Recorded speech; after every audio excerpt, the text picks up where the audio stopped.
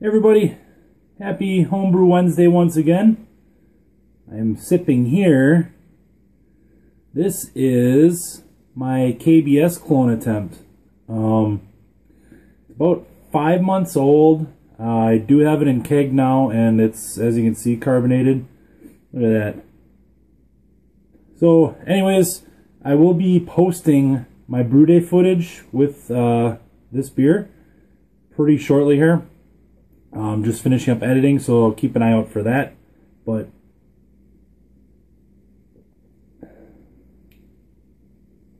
it's aging quite well. You still get a lot of strong roasty, coffee, and chocolatey flavors to this, but man,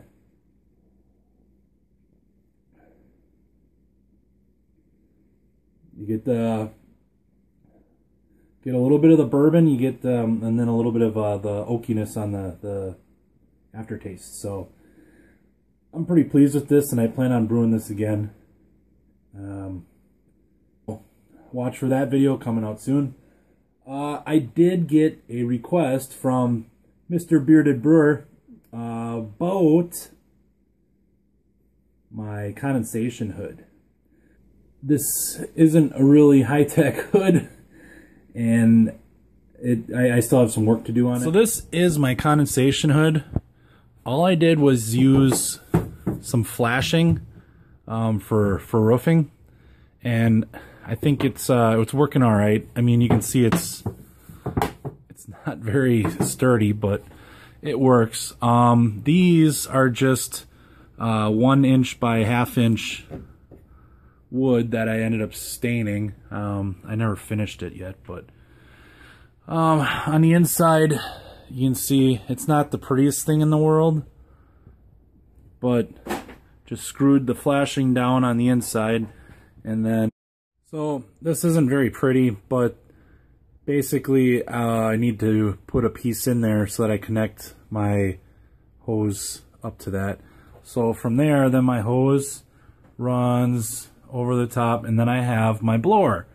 I'm not sure the CFM on this, but it's a 6 inch, and I got it reduced down to 4 because that seems to be what I could find for ducting. But so from here, I put a dryer vent so then I can exhaust my condensation. The only thing is, you get some pooling here, I get some pooling there, and then depending on how you do it, you get some pooling that goes on there, so it doesn't completely drain. Alright, so that's all it is. I mean, the most expensive thing was the blower, and that you can check on Amazon, eBay, or just Google search. What else has been going on? Well, I do have some long overdue footage, and if you haven't seen it yet, I'll put the Facebook page below. The traveling growler that was sent out by Pat's Fan, and I did receive it here, and I did get a beer, and I tasted it and never posted it. So I did get the traveling growler, and it was sent up by Under the Table Brewing, Brad and Nate, and they sent me some PMS, but it was delicious. Pineapple mango saison. So check that video out. Hey everybody, happy Homebrew Wednesday. Look what I got in the mail. So I got home from work the other day, and I found a little box on my front doorstep, and it was from Nate from Under the Table Brewing. And then this is the traveling growler, started by Pat's Fan. So Nate sent me some of his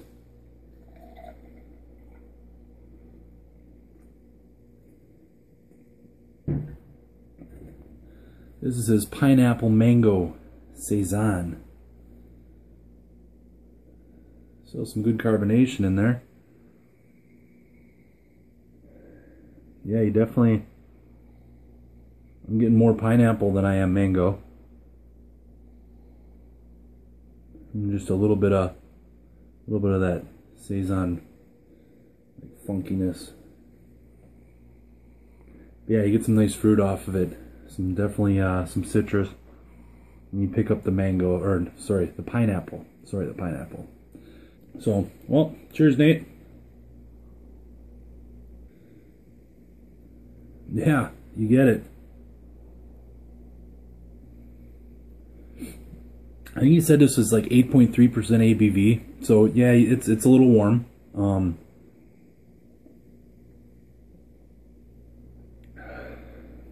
But yeah, you get, it's got that nice Saison taste.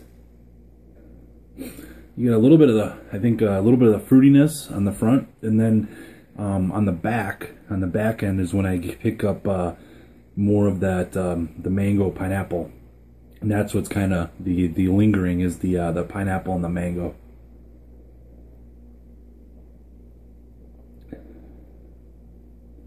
But yeah, you get nice fruitiness all the way through, along with that a little bit of that funkiness. I think he used the from Omega Labs, he said, the Saisonstein, something like that. No. So this is the pineapple mango Saison. I think he calls it the PMS Saison. But cheers, Nate. Thanks for sharing this with me. So that was quite tasty. As it warms up a little bit, you get more of the bourbon in the oak. This one turned out really good. I'm pretty pleased with this one. So what else is going on? The Brew in the Bag that I showed last week, I did do a trial batch on it. And it was basically, what was it? 2 pounds Pilsner, 2 pounds wheat, and I was just doing a like 2-gallon batch to fill up my carboy on my Berliner Weissen. So it actually worked really good. It's 120 volt, 20 amp heating coil. I think it's 2000 watts, and it did a really nice job. So groundwater right now is mid-50s, I think, and it got up to mashing temps within 15-20 minutes. And then from mash out to boil, I think it was like a half an hour, and I probably had about 3 gallons or maybe just a little bit more for volume in there. So all in all, I think it did a really nice job getting that small quantity up to boil. And it wasn't a real huge looking boil, but it was boiling off. So all right, so what else? I received this in the mail. It's a beer kit from Amarillo Brewing Supply down in Amarillo, Texas. And this is their shock therapy kit. And you guys guessed it. I'm gonna give this kit a try and review it, and it's a partial. So there's some grains in there, some extract, and some liquid candied sugar. So this will be on the near horizon. I'll be doing a brew day video for that very soon. So keep an eye out for that, especially you guys, the extract brewers. I still brew with extract. All my starters are extract, and so I may not shoot a lot of videos of extract, but I still play with it. I've been just playing around with stuff. I built a frame for my pump and chiller, and then the hop rocket. And I know I posted a video a while back with the plate chiller, and that it was clogging up with hops and stuff. Well, first of all, that was with whole leaf hops, so learned my lesson there. And second of all, I'm going to be using the hop rocket as a pre-strainer. Alright, so this is just my little stand that I built. So it holds my pump. I gotta secure this yet. This is my hop rocket. So that'll be my pre-filter before it goes to my plate chiller. So then I gotta put a 90-degree elbow here. I'm gonna put a 90-degree elbow here, and then that'll be my outlet to my fermenter. So just something I was thinking of one day and decided to give it a try and see if it'll work. But so that is my chiller caddy. So I'm working on that. I got some connections ordered from Brew Hardware, and just I'll be waiting for those to come. So once that's in, then I'll have basically a cam lock from the pump to the filter. So then that'll go through the filters into the bottom of the hop rocket, and then the hop rocket will be basically hardwired into the plate chiller. So, and the only thing I need to get or figure out how I'm going to do yet is a thermometer. I didn't know if I wanted to get the Blickman thermometer or whatever it's called, but I do have a T-fitting on the back. But after watching Paul Wicksteed's video this week, which, by the way, I love his system, and he's the reason why I started electric brewing.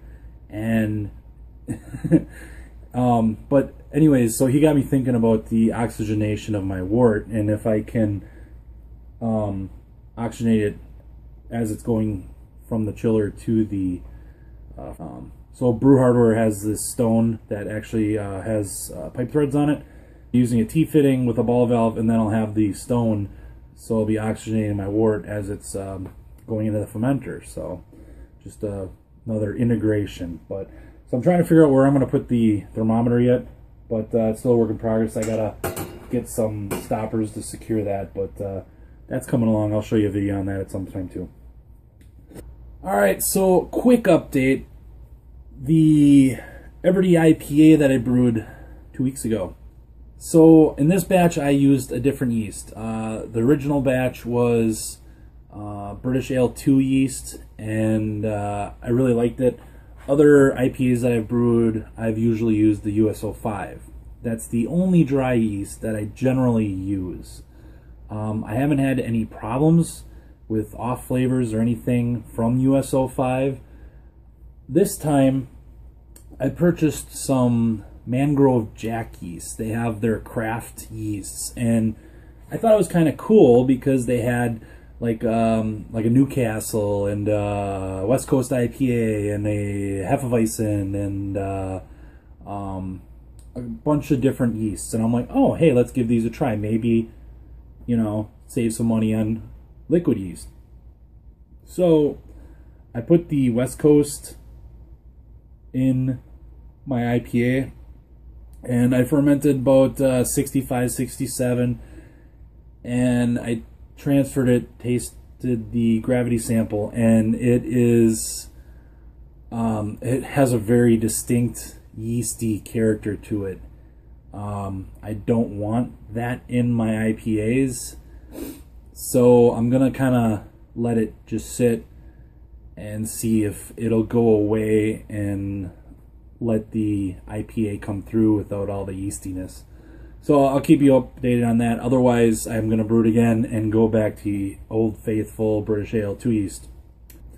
So that's all for this week, guys. I am going to be posting a couple links below, and if you guys are interested in what I'm doing and want to see updates and stuff, I do have a Facebook page, Everdy Homebrewing, and I try to post pictures from my brew days, and when I think of it as I'm experimenting, and just pictures of my brewing. It's all it is. I try to keep brewing separate from my personal Facebook page, so I put everything on my Facebook and Twitter page for my homebrewing. So if you guys want, there's a link down below. You can like my page and then follow, comment, and whatever on my posts. So if you want to see what I'm doing whenever I'm doing it, that's the way to do it. So that's all I got for this week. From Everdy Homebrewing to your homebrewery, cheers, and we'll see you very soon. First taste of my brown ale.